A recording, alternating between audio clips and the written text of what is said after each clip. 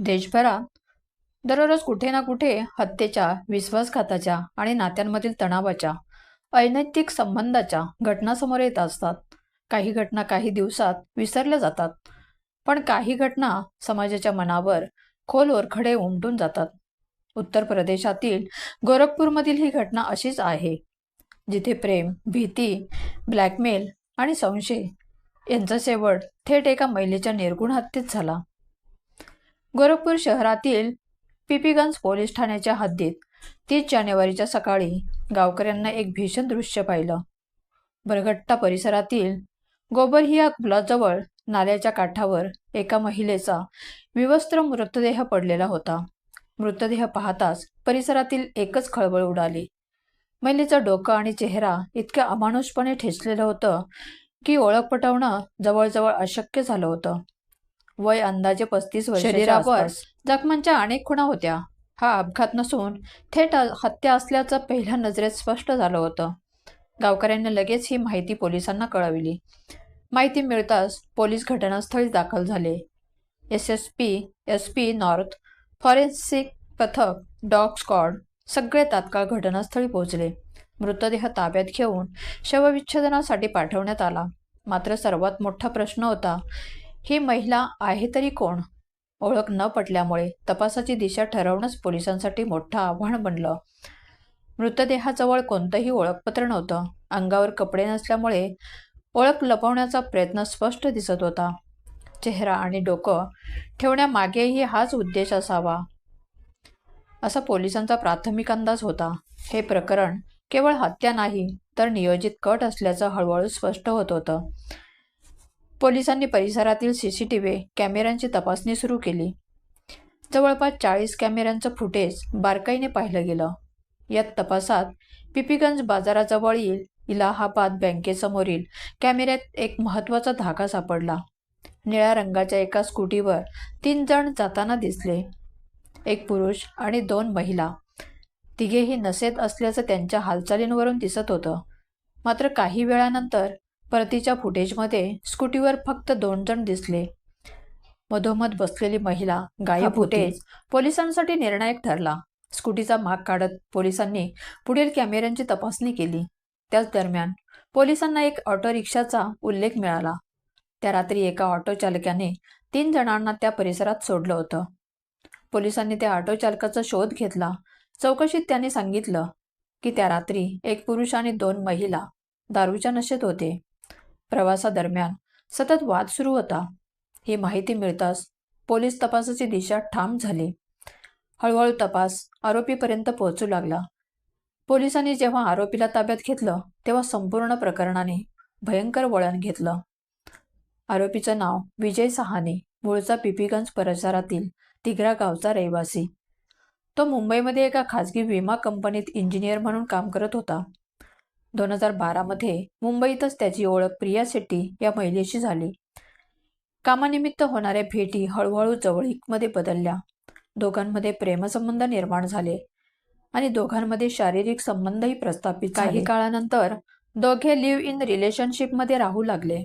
त्यांनी एका मंदिरात लग्न केल्याचंही समोर आलं. या नात्यातून प्रियाला एक मुलगाही झाला, जो आता 13 वर्षाचा आहे. मात्र मुलगा जन्माला आल्यानंतर या नात्यात तणाव वाढू लागला. वाद, संशय आणि असुरक्षिततेमुळे दोघांचा दुरावा निर्माण झाला. घटस्फोटासाठी कागदपत्रांची प्रक्रिया सुरू झाली. मात्र घर बदलल्यामुळे आणि कागदपत्रांच्या अडचणींमुळे ती प्रक्रिया पूर्ण झाली नाही. दरम्यान 2014 मध्ये विजयच्या कुटुंबियांच्या आग्रहाखातर संध्या नावाच्या महिलेशी त्याचं लग्न झालं. लग्नानंतर विजय आणि संध्या मुंबईत राहू लागले. त्यांना 3 अपत्ये झाली, 1 मुलगा आणि 2 मुली.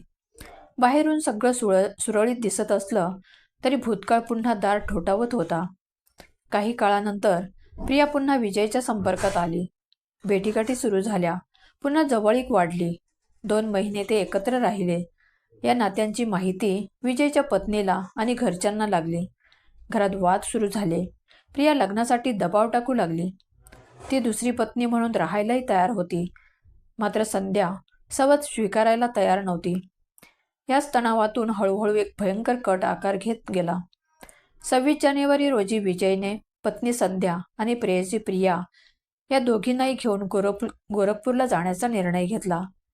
तिथे त्याच्या सासऱ्यांची स्कूटी असल्याचं त्यांना सांगितलं. प्रवासादरम्यान दारू पार्टी झाली. प्रिया सतत नशेत होती. ती धमक्या देत होती, माझ्यासोबत काही झालं तर तुझं संपूर्ण कुटुंब बदनाम करीन. या धमक्यांनी विजय अधिकच अस्वस्थ झाला. 29 जानेवारी रोजी विजयने एक ऑटो बुक केला. पत्नी प्रेयसी आणि विजय तिघेही दारू पीत पिपीगंजकडे निघाले. रस्त्यात ऑटो चालकाला देखील दारू पाजण्यात आली. पिपीगंजमध्ये पैसे देण्यावरून वाद झाला. तेव्हा विजयने सांगितलं की इथेच माझ्या सासऱ्यांची स्कूटी आहे. यानंतर पत्नी आणि प्रेयसीला स्कूटीवर बसवून तो पुढे निघाला. रस्त्यात पुन्हा दारू, पुन्हा वाद. बरगट्टा पुलाजवळ गाडी थांबवण्यात आली. तिथेही प्रिया आरडाओरडा करत होती. त्या क्षणी संध्या म्हणाली, हिला मारून टाकलं पाहिजे. क्षणात निर्णय झाला. विजयने प्रियाचा गळा दाबला. ती दारूच्या नशेत असल्यामुळे फारसा प्रतिकार करू शकली नाही. काही मिनिटातच तिचा मृत्यू झाला. त्यानंतर मृतदेह पुलाखालच्या नाल्याजवळ नेण्यात आला. ओळख लपवण्यासाठी चेहरा आणि डोकं दगडांनी ठेचण्यात आलं.